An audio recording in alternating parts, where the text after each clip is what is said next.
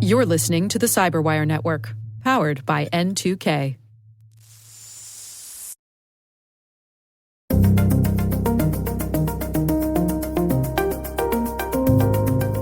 Hello, everyone, and welcome to the CyberWire's Hacking Humans podcast, where each week we look behind the social engineering scams, phishing schemes, and criminal exploits that are making headlines and taking a heavy toll on organizations around the world. I'm Dave Bittner, and joining me is Joe Kerrigan from the Johns Hopkins University Information Security Institute. Hey, Joe. Hi, Dave. We got some good stories to share this week, and we are joined once again by our N2K colleague and host of the T-Minus Daily Space podcast, Maria Vermasis. Maria.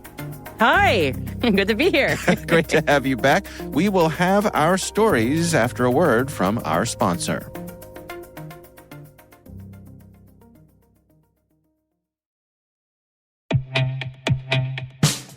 But first, a word from our sponsors at KnowBe4.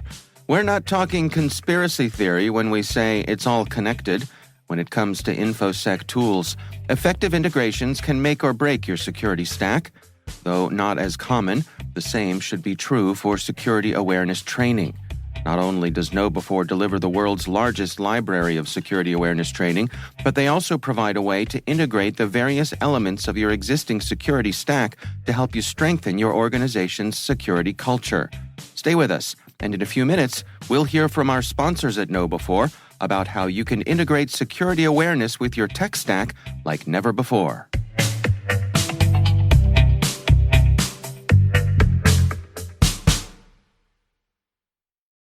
All right, Joe. So before we jump into our stories here with our very special guest, Maria, we've got a good bit of follow-up here today. We do. You want to start things off for us? A significant amount. Yes, Dave, all of our follow-up today is anonymous. And the first one reads, "Hi, guys. I'm in recovery from addiction, but for a time, more than 5 years ago, I was around and involved with the underbelly of society." Listening to one of your recent episodes about the gift card scams, you had a listener write in that she had gotten her balance stolen from the gift card before they actually tried to use it. I know people who would shoplift the gift cards off the rack and bring them back home and then scratch off, that little part under the silver part. The silver part. Oh, yeah, the fun part. Yeah. Right, exactly. And then get the numbers. I know at the time, taking gift cards off the rack was pretty low stakes since they don't have any value associated with them, so they weren't being monitored by any kind of security protocols. Then they would actually order off eBay a roll of the scratch-off stickers. Oh, the silver stuff. This is the part we were missing, Dave. I didn't know you could just buy a roll of that stuff. Who knew? eBay's got everything. Yeah. Jeez. So they would then roll that, reapply it, the scratch-off sticker over the numbers, and bring it back to the store and pretty much reverse steal the gift cards onto the shelves. Yeah. Then they would track those serial numbers on a website called Gift Card Granny. I don't know why it's called Gift Card Granny, maybe because your grandmother always gives you gift cards. That's going to be good enough for me. Yep. And when the balance showed up, they would do something on that website to either buy other gift cards or cash them out for some percentage on the dollar. I think it's like 80 cents per the dollar that you get. Okay. So like if your grandmother says, well, I know he likes to eat, here's an Olive Garden gift card for $100. Right. You go, I'm never going to use this. I'm going to go get $80 out of this. And somebody gets 20 of Nana's dollars. Okay. Right. So, okay. He's not sure about many more details about how it worked, but that's pretty much how the front end of the scam worked. Okay, so this pretty much confirms our suspicions about people stealing the cards, getting the numbers, and putting them back. But you're right, we were missing that. We're missing the availability, the easy availability of that silver scratch-off part. That's interesting. Yeah, you could just put that back on the gift card and it goes back on the shelf and no one's any the wiser. Yeah, that's interesting. I wonder if grocery stores and places that sell gift cards, if they've upped their game when it comes to monitoring the gift card rack or not. I don't know. That's a good question. You know what? Next time I go to the store, I'm going to make a point of looking at the gift card rack and see what's going on there. Could be that suspicious guy lurking around the gift card I'm the rack. suspicious guy whenever I walk into a grocery store. Sir, can we help you? Security starts following me. Right, exactly. This guy's going to steal something. Yeah. No, I don't look like that at all. I mean, I just walk in, schlub around the place, get angry, and walk out. That's usually how it goes for me. Get it without purchasing anything. Yeah. Right. The lack okay. of gift cards. Right. Yeah. All right. Well, we've got some more feedback here. Someone writes in and says, "Hey guys, first, wow, Joe, I would never have placed you as a metalhead. I tend to favor that genre of music, but do listen to pretty much anything that has a good beat and talent. So anyway, I want to touch... talking a couple weeks ago about expert testimony from musicians. Right. And I mentioned Dave Lombardo. And Yes. For folks who have longtime listeners will know that Joe is quite the metalhead. Yes. Going from, back in the day when he had a full collection of heavy metal T-shirts that still fit him. You didn't even know me, and we've never talked about it. They don't still fit me. I don't even have them anymore. That's right. I actually ran a heavy metal show on the radio for my college. That's right. Oh, that's awesome. That's great. Mm-hmm. So this listener goes on and says, anyway, I want to touch on a subject that you have mentioned a few times recently. A couple episodes ago, you mentioned how the spammers are using easy-to-use services that offer free trials and such. I believe you mentioned Azure in this. Well, funny thing, after that episode, I noticed I started getting a few spam messages sent from, you guessed it, on Microsoft.com. They always contain a couple of images only and no text in the body. The subject is usually something like, please verify, or that I've won a Harbor Freight, Makita, or Roby something. Most get caught by spam filters, but a few have actually made it through. This person goes on and says, on a scammer's note, you all mentioned Andy Cohen going public about how he got scammed. This story actually reminds me of Wells Fargo. I have notices that when I go in, they verify my accounts by sending me a text message to my cell. In our everyday lives, we are told not to give these PINs out if asked for them. But Wells Fargo is using this as a way to identify you. I find this strangely wrong. Okay, so this is actually part of the Wells Fargo multi-factor authentication on their website. Okay. And what they're doing is you have to register a phone with them. And when you log in, they say, we're going to send you a text message. Yeah. And this is the SMS method of multi-factor authentication. Yeah. You think of multi-factor authentication as something you know and something you have or something you are. When you take two of those things, and those are the multi-factors. So you know your username and password, you have your phone to verify it. And yes, for all the aficionados of multi-factor authentication, SMS is the worst kind of multi-factor authentication, but it is a lot better than nothing. Right. A whole lot better. But never mind. But yes, this is normal. Now, so here's the workflow. You are on the website and you're logging in and you enter username and password. It says, we're going to send you a code. You say, send me the code. You get the code. And then it says, what's the code? You enter the code. That's a normal workflow, right? Yeah. Another normal workflow that I've actually seen from Comcast and T-Mobile is I call into these services and they say, we're going to send you a code to verify it's you. Now, I've called into the service, so I know who it is I'm talking to. And then they send me a code, so I give it to them. But on the inbound call, when you get the call, then you get the text number. Don't give that number back. Because that's how the scam works. I know this seems like really convoluted, and very nuanced. But if somebody calls you and says, hey, I need to verify your identity, you really need to verify their identity. Right. That's what needs to happen. And the only way to do that is by calling the known good number. Yeah. Yeah, that distinction is really important, which direction it's going. Right after we did that story, I think 3 days later, a friend of mine contacted me that they had just gotten affected by that scam. And it was how I found out that our local credit union had been breached, because apparently almost all of the customers were getting this same phone call directly. They had enough PII to sound credible that it could be from our credit union. And so they presented themselves as, from the bank and said, we're going to send you a bunch of text messages to make sure you are who we think you are. Right. And our credit union didn't have that little message in the SMS thing saying, we will never call you and ask you for this number. Right. Which I've noticed that a lot of bigger places will make sure to include that. but not everybody's got that, which Right. seems like a nice thing to have. It should be part of the workflow, I think. It really should. This person goes on and says, my PII has been part of many data breaches. Join the club. Do you, Yeah. right, exactly.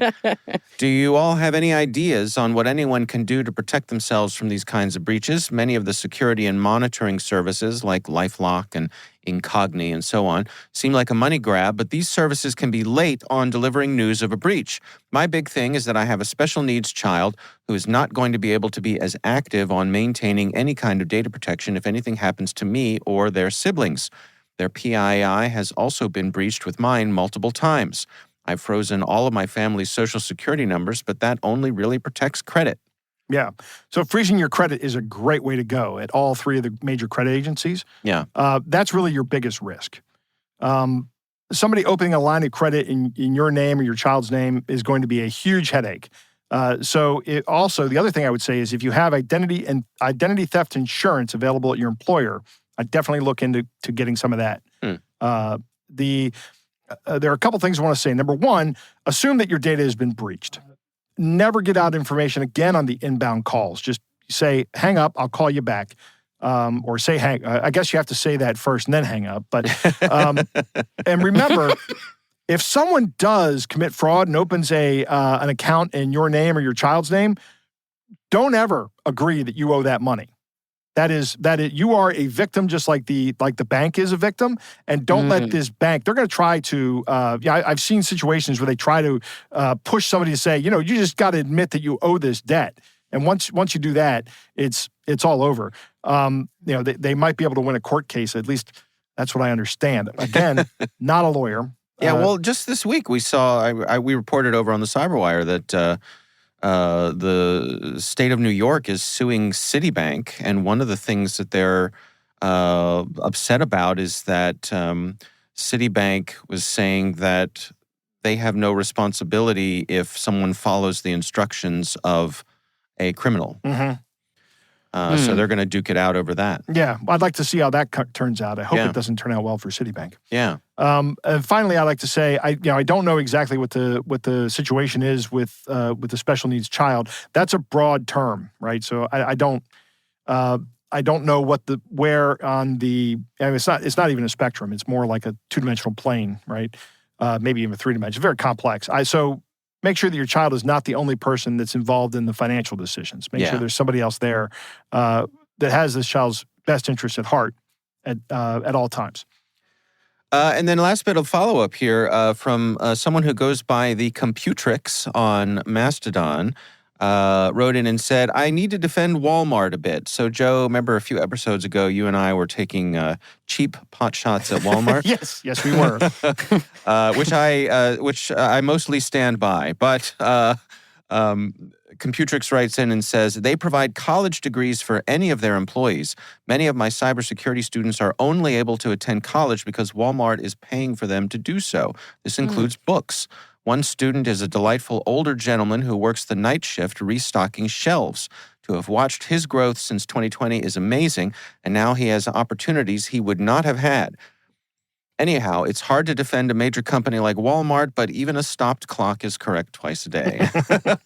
Fair enough. I'd say enough. that's a very good benefit that Walmart offers. Yeah, it's a great point. It's a great point. I mean, I think most of the issues I have with Walmart are kind of broader philosophical, societal issues. Right. But what the Walmart effect on small towns and things like that has been greatly documented. But no, this is a great point, and I appreciate the Computrix writing in and sharing that little bit of information with us. Interesting. I wonder if they will pay for a master's degree.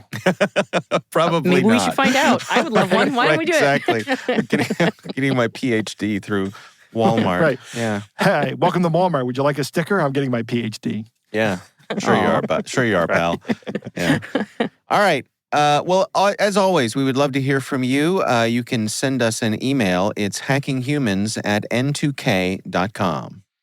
All right, let's jump into our stories here. And I want to remind everybody that our special guest today is Maria Vermasis. She is the host of the T-Minus podcast right here on the Cyberwire Network. And some of you are probably familiar with her from her regular appearances over on Smashing Security as well.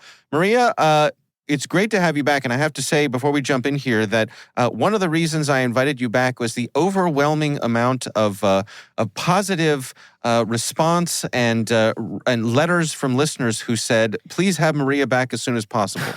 Oh my gosh. You guys can't see it, but I'm blushing. That's really kind. I love talking about this kind of thing. It's an honor. I really enjoy it. So thank you for having me back. Thanks everybody for asking for me back. That's really just really nice. Yeah. All right, Maria, what do you got for us today? Oh gosh, I wish this was a happy story. So strap in for this one, everybody. Well, late January, many folks, especially in the U.S., you might have seen in the news that a lot of social media tech CEOs did one of their regular parades before a congressional committee to be yelled at about how their poor content moderation policies are literally getting minors killed, only for them to do absolutely nothing about it and not be held accountable in any real way. Hooray. Good times, good times. Yeah, great times. So in that vein, I thought we should look a little bit today at what is going on, and one of the crimes involved here is called sextortion. And as the name implies, criminals are coercing adults and increasingly minors, meaning teenagers, into sending sexually explicit material, and then the criminal will extort that minor for money, lest those images be shared with their families, friends, coworkers, classmates, the public in general, you name it, like Nana, it's blackmail.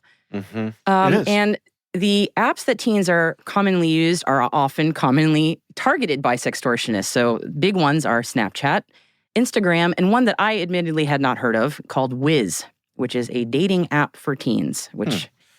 Why? Yeah, that was... yeah. Who thought this was a good idea? Red alert when I heard that even existed. But yeah, it exists, and not a big surprise, it is a big target for sextortion crimes. So what the criminals will often do, as they often will with any kind of extortion crime, is they're going to use a lot of social engineering. So in this case, it's catfishing. The criminal will pose as an attractive member of presumably the opposite sex.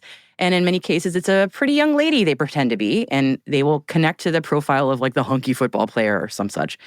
And over time, slowly, that scammer will make friends with the victims' friends, really get embedded in their social networks, build a lot of trust. Like there's no rush here.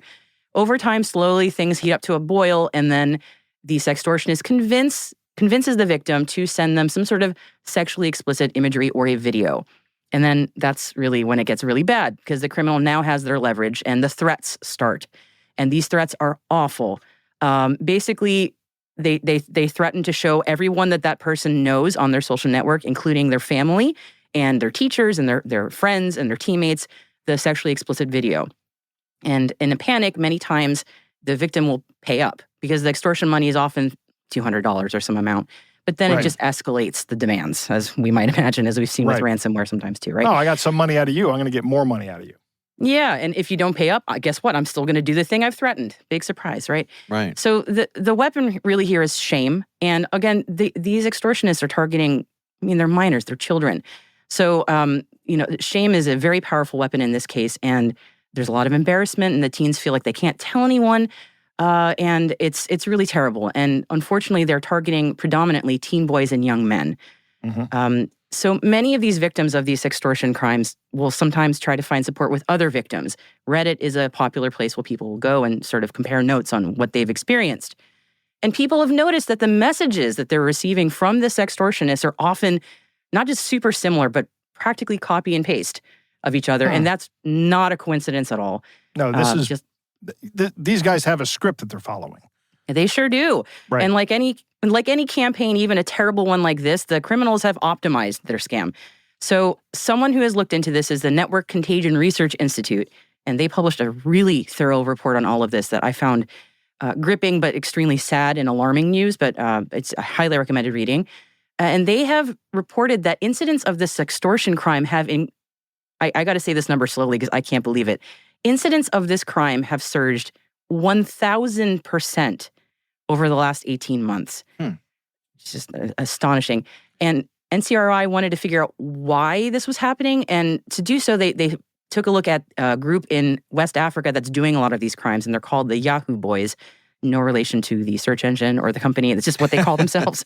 I think actually it does have a relationship. I think those does guys, it? yes, because they use Yahoo email addresses. Oh man, I was meaning professionally. Like they're not professionally affiliated. No. No, it's not the Yahoo HR team who's doing a little moonlighting. No, it is not. No.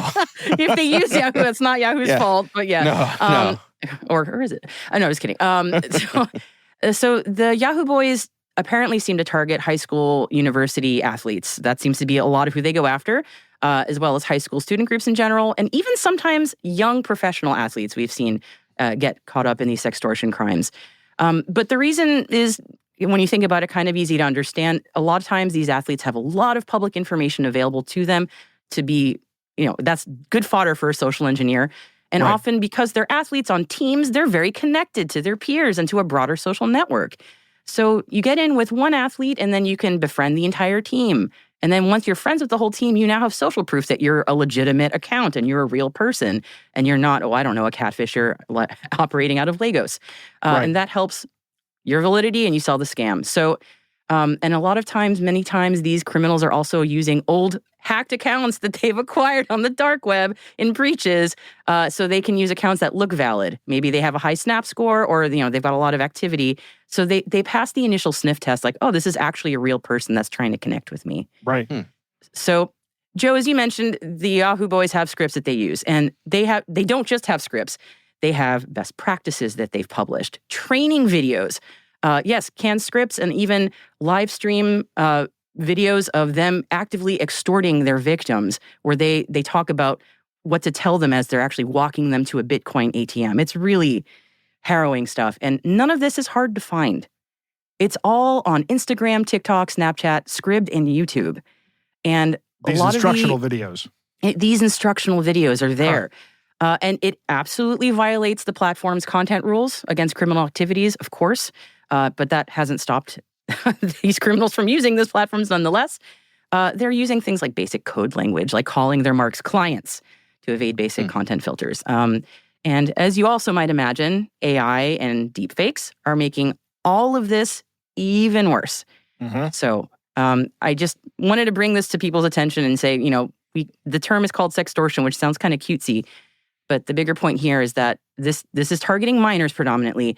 And so far, 21 minors have committed suicide as a result of being victims of sextortion crimes. And that number is an estimate, and it's probably a very low one. So, the NCRI report says that sextortion is the most rapidly growing crime targeting children in the United States, Canada, and Australia. Yeah, we have a story about this a while ago about a young man named Jordan DeMay who did end his life. And it was heartbreaking to hear that. Some of the people responsible for that have since been extradited to the U.S. I don't know what's going on with it yet. Yes. Yeah, it's nice to see some people being held responsible for what they're doing. But the impetus to me, obviously we want the criminals to stop what they're doing. The impetus to me is on the social media companies. Yeah, absolutely. They need to be doing a whole hell of a lot more. I saw just as you were mentioning the congressional testimony, and I was watching some news reporting on that, and they had the mother of one of the children. She had a teenage son who had committed suicide, having been the victim of this, and the reporter asked her what she thought about the testimony, and she was pretty dismissive of it. She said these companies come and they talk and they say all the things that they think they want the congressional folks to hear, but then they don't really change anything. And they spend a lot of money lobbying to make sure that they don't have any real rules applied to them. And meanwhile, kids are dying. Yeah, kids are dying. I mean, it's not as I said, the term sextortion might sound kind of cutesy, but I mean, children are actually dying. So it's one of those. The impetus is on social media companies that need to do more. I'm not going to hold my breath. I really wish they would, and they need to. In the meantime, to try and make yourself be less likely to be a victim, make your account private, be very wary of who you friend, tell your children, tell your teenage contacts that those friends lists are, that even if you have a private profile, if you friend somebody, your friend list then becomes available to a potential extortionist, and then that's how they embed themselves. And that always remember that things like screenshots are a thing. Apparently, a lot of times the sextortionists they eventually will move conversations over to Snapchat because Snapchat seems to be a little more secure than other social media platforms because it disappears images and messages, but those disappearing images and messages really aren't. So it gives people a false sense of security and they let their guard down. So just be careful and definitely make sure you can, if someone you know has been a victim of this, save all the evidence, block, report, never pay the extortion, deactivate accounts that are affected, and please tell a trusted adult, minors, if you're listening, tell a trusted adult who can help you because you're a victim here. Right. So, this is not permanent. I know it seems like it's permanent. It's not permanent. Yeah. It's going to be very temporary. It might be a little bit embarrassing, but it is survivable. And like you said, Maria, the truth of the matter is these kids are victims of these criminals. They're violating actually some pretty serious laws in the United States. And if we can get our hands on them, things don't go well for them. Yeah, this reminds me of I think that like a lot of parents out there who've been through having teenagers. One of the things that my wife and I did, and this is not new or unique to us. This is I think a technique that's been around for decades. Is when it comes to alcohol and drunk driving, is telling your kid, if you find yourself in a situation where you don't feel safe, you call us and we will come and pick you up no matter where you are, and you will not be in trouble for that. Because the you being safe is way more important than, you made a bad choice to drink or, whatever it was. Yes. But I think that philosophy can be applied to this as well. To tell your kids proactively, if you find yourself in trouble with something like this, let us know and you will not be in trouble for it. And we'll help you. Yeah. Right. Yeah. Right. The embarrassment can't be understated. I mean, I can only imagine how mortifying this must be. But it's that shame is it is the weapon. And if a kid is alone and doesn't feel like they have anyone to turn to, that can become deadly. So I think it's on all of us to try and take that shame away and let especially minors know that like this is definitely, they're a victim and there's help for them. Yeah, absolutely. All right. Well, let's move on to my story, which it is impossible for it to be anything but a little lighter than yours, Maria. I'm so sorry. Maria, that story is an important story that needs to be addressed. Yeah. No, it's important. It's absolutely important. Yeah. Right. It's a hard act to follow. That's all. Something lighter would be great. I would love that. Yeah. Right. So my story is about rainbows and puppy dogs. No. Awesome.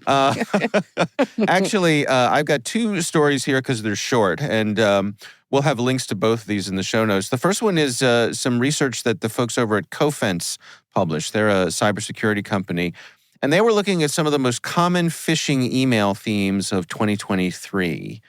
They broke this down into different quarters of the year and things like that. And so I'm going to skip some of those specifics because they're not really relevant to us. But the major themes are things that we talk about here. Finance, that came in at 54%. Notification scams, which is 35%. Shipping scams, 7%. And what they call response scams, which are 3%. None of this really tracks or surprises me, rather. And this is what they categorize as their major themes. So these are the really the top things that they see. They had another level that they call moderate themes, and this included document scams. So someone sends you a PDF, a voicemail scam, something with travel assistance, scam faxes, which are still a thing, and legal scams. Yeah, I recently had an interaction. I think I've mentioned this here. I had an interaction with my doctor where I asked them if I could email them something, and they said, no, but you can fax it. And I said, I'm sorry. Yeah. I left my fax machine in 1995, so I won't be faxing that to you. Just send them the black sheets of paper over and over to use up their toner. Right, exactly. Get them to move on, yeah. And then they also have minor themes, which the ones that they don't see as much of, and some of those were benefit scams, tax scams, job application scams, and closing scams. Those are the scams where someone's buying a house and things like that. Yeah. The other thing I wanted to touch on today was actually a report from the FBI that they had put out some notice that scammers, it seems more and more, are hiring couriers to collect cash from people when they scam them. Couriers, right. Oh, so what'll happen is a scammer will get somebody on the line and they will have them either go to the bank and withdraw cash. An interesting wrinkle that this story talked about is they'll have people converting their money into precious metals. So they'll buy gold or something like gold, silver, diamonds, whatever it is, and then they'll have the courier come and pick up either the cash or the gold or whatever it is that's valuable. There's something that's valuable yet anonymous. Right? Because you can go anywhere, and we can't go anywhere, but you can go to a precious metals dealer with your gold, right? And which I know is something all of us have done all the time. Who among us have not? Right, yes. Exactly. Taking a big block of a brick of gold. An ingot, if you will. Right. To trade in for some farm animals or something. I don't... Every time I sit down at this microphone, I have to put tape around my Mr. T style size collection of gold chains I have. That's right. Yeah, Joe, you jangle a lot. So just to keep it so the mic doesn't pick up all my chains. Your Mr. T starter set. Right. Absolutely. So the point they're making here is, number one, the scammers are getting more bold about this, and the couriers don't know. They're innocent when it comes to this. Generally, they're just being hired to be a courier. Go pick up a package from this person. They don't know what's in there. But it's another red flag, right? That if someone says they're going to send a courier over to pick up some money or really anything of value, that is a huge red flag that someone is not on the up and up because, the FBI, the IRS, your bank, they don't send couriers over to pick up cash. or gold bars. Or cold bars, right? Just doesn't work that way. But so spread the word. Evidently, this is something that the FBI is seeing more and more of, enough that they've concerned that they've put out a flyer about this sort of thing. So those are my stories this week. Joe, what do you have for us? Dave, I saw an article on Axios from Sam Sabin that was called "Companies Aren't Paying Ransoms Like They Used to." It's just not like the good old days of ransomware, Dave. Instead of cryptocurrency, they're using gold bars. Right, yes. Yeah, we've devolved. Right. But Sam actually links to a report from Coveware that has been tracking ransomware since 2018, and that's where I went. But this report covers a lot of stuff, but I really wanted to focus on this payment issue that ransomware gangs are starting to experience. Okay. My heart breaks for them, of course. There are two dimensions here. Number one, the first dimension is the number of victims who pay. If you go back to the first quarter of 2018, 85% of companies, or 2019, 85% of companies were paying the ransom to the ransomware actors. Now, in the last quarter of 2023, 29% have paid the ransom. So of the people that got hit, only 29%, a little less than a third, paid the ransom, which is way down from almost all of them. Yeah. 90%, 85%. The other issue is that during the same time frame, it was 2018. They have this data actually starts in quarter 3 of 2018, and the median attack has ramped up in terms of value, right? So how much do you think that what do you think the median value is for a ransomware attack? Well, it's around $200,000 now, and you can watch it over time. It's kind of gone up to this $200,000 mark. Now, in the last quarter or third quarter of last year, that mean was $750,000.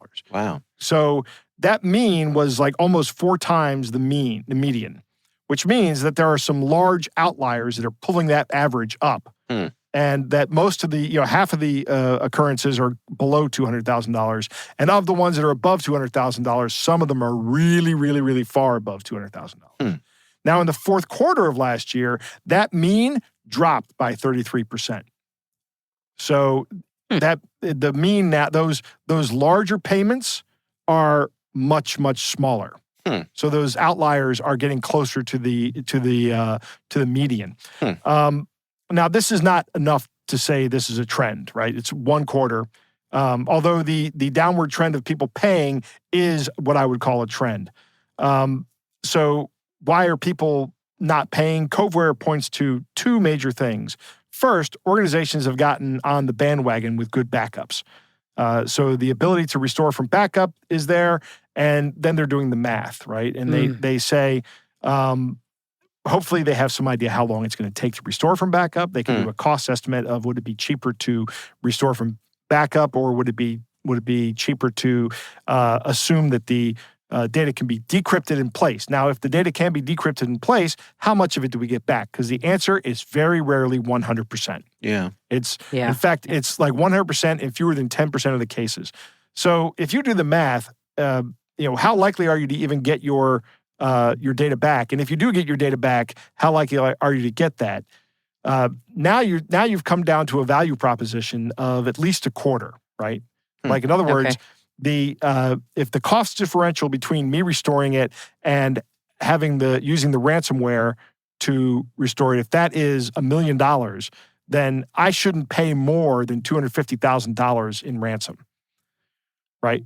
Because this is a very naive calculation. You understand, right? Yeah, back of the napkin. Yeah, right. Back of the napkin math. I'll take your word for it. I'm saying that the value of the ransom is 25% of the delta between the costs. Okay, math boy. Whatever you that's say. Assuming that the data is all of equal value, but okay. How sensitive is the data? Yeah. True enough. Yes. True enough. Yeah. My eyes glazed over a while back. But Sorry about that. Keep going. You said percentages. Yes. We're at Dave, means and medians and averages and this is like math class. Go on, Joe. Go on. Bring us some people home. are just saying, no, I'm not going to pay the ransom. We're just going to restore it. The other reason is because they're not trusting the promises of the cyber criminals to not disclose this information, which was the add-on that they started talking about like back in 2020 or something like that. And in fact, there's a great quote. I'm going to read this. Data-driven reluctance to pay for intangible promises from cyber criminals, such as promises not to disclose or misuse stolen data, and promises to exempt the company from future attacks or harassment. So that's the reasoning. They're using data, right? These companies, we know you're not going to honor what you say. You're going to come after us again. You're going to sell our data anyway. Yeah. There's no sense in paying you the ransom to keep it to yourself. That's not even part of our calculus. And I don't know, Dave, but if you remember all the way back to when this started happening, my advice was don't make this part of your calculus because you can't trust these people. Yeah. And a lot of and now there's data that backs this up. You can't trust them, and they're not paying it. There's much more to this report. Yeah, it is a bad deal. Yeah. But here's my question. I would recommend taking a look at the Coveware report. It's really good. It has a lot of interesting stuff. Talks about the merits of outlawing ransomware payments. Like, could you criminalize that for companies? Would that further decrease these things? Right. But here's my question. As these ransomware payments start to go down, right, and these ransomware gangs or actors start making less and less money, what are they going to do next? Now, we've already seen one thing they do next, right? Where they look in the data and then they go after the people in the data and start extorting them. Yep. Right. Right. I mean, a lot of them aren't even bothering to encrypt anymore. They're just doing straight extortion. Yes, that's right. Yeah. I mean, I would think surgical strikes might also, as you sort of in that vein, surgical strikes might be very interesting. But that's sort of what they've always done too. So, I mean, the ransomware was always, for the most part, casting a broad net, right? So, if that doesn't work for a while, go back to what they used to do and be a little more targeted. Yeah. Mm-hmm. I wonder too about the amount of influence that insurance has on this, because on the one side, you would think that organizations that have insurance, they would be more likely to pay because it's not coming out of their pocket. But on the other hand, in these days, in order to get insurance, you really have to up your game when it comes to proving to the insurance company that you have all sorts of things in place that will help keep you from getting ransomware in the first place. And that to me seems like a bit of a virtuous circle. Right. Yeah, it does. That is a good I never heard the term virtuous circle. That's a new one. And now my mind's stuck on it. It's a nice phrase. It is. But I'm also wondering, as you're talking about that, I'm wondering if these insurance companies are saying that we're not paying the ransomware guys, we're just going to pay for you to restore your data because, number one, we don't know if you get your data back, and number two, we don't want to finance them. Right. And we know that over the long term, this is going to be the way to go to reduce risk, is to take the profit motive out of it. Right. That's an interesting way to think of it, that your insurance company is your partner in getting your data back, whichever path you take on that journey. Right. Yeah. Interesting. That's an interesting idea. All right. Well, we will have a link to the report here in the show notes. And again, we would love to hear from you. If there's something that you would like us to cover here on the show, you can email us. It's hackinghumans@thecyberwire.com. Before we get to our catch of the day, we are going to take a quick break to hear from our show sponsor.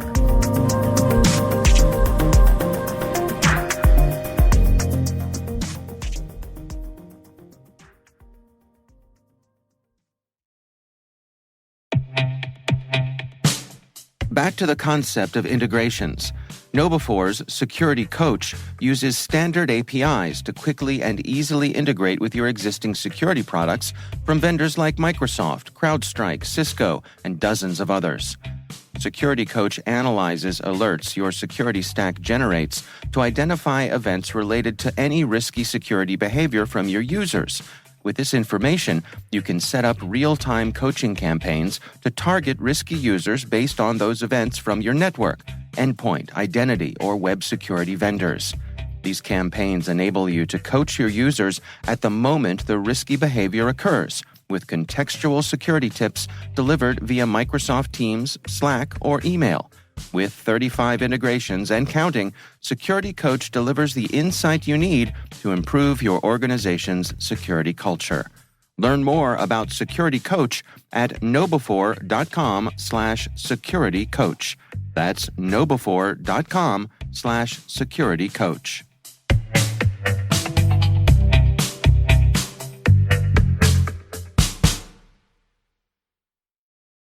All right, we are back. Joe, it is time for our catch of the day.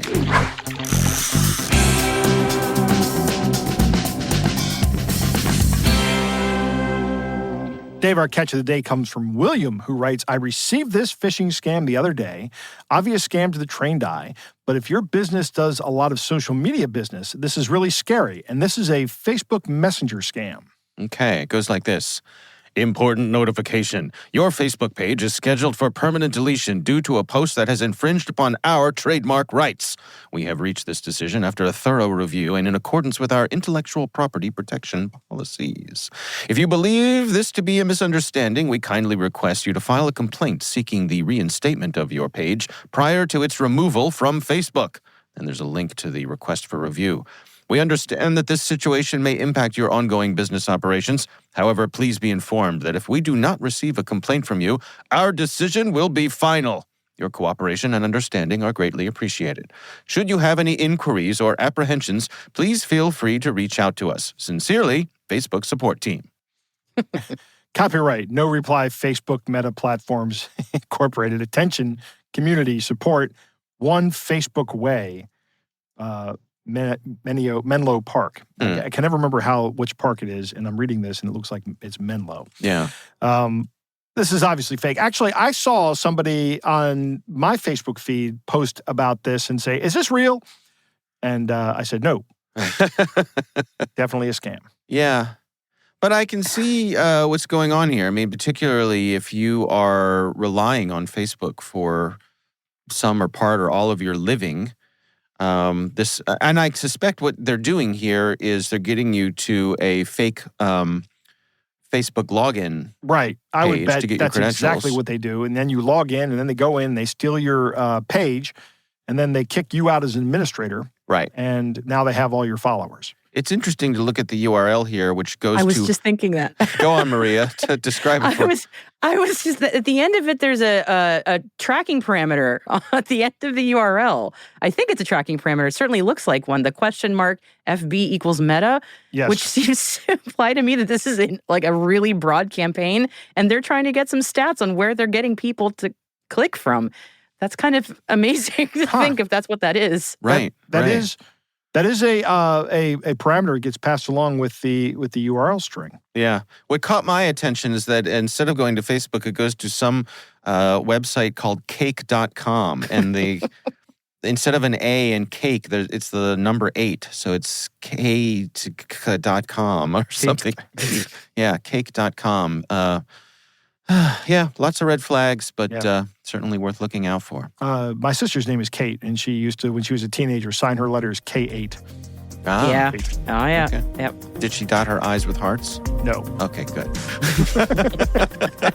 Maybe when she was younger. Yeah, that's right. That's right.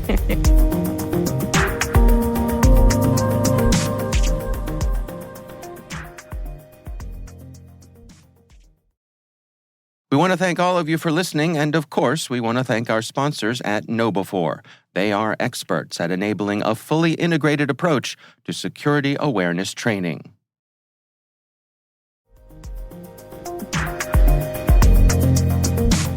All right, well, that is our show. We want to thank all of you for listening, and of course, we want to especially thank our special guest, Maria Vermatzis. She is the host of the T-Minus podcast right here on the CyberWire Podcast Network. You can find that wherever your podcasts are listed. Do check it out. It is quite good. I enjoy it every day. Our thanks to the Johns Hopkins University Information Security Institute for their participation. You can learn more at isi.jhu.edu.